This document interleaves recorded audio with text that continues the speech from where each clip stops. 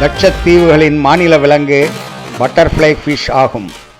இது சிறிய பிரகாசமான வண்ண பவளப்பாறை மீன்களின் குழுவாகும்.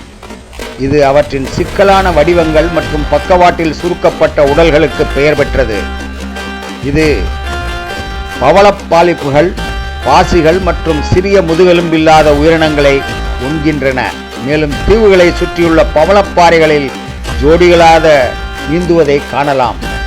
பட்டாம்பூச்சி மீன்கள் மஞ்சள், வெள்ளை, நீலம் மற்றும் கருப்பு போன்ற துடிப்பான வண்ணங்களுக்கு பெயர் பெற்றவை. மேலும் பெரும்பாலும் கண்களில் கருமையான பட்டைகளை கொண்டுள்ளன.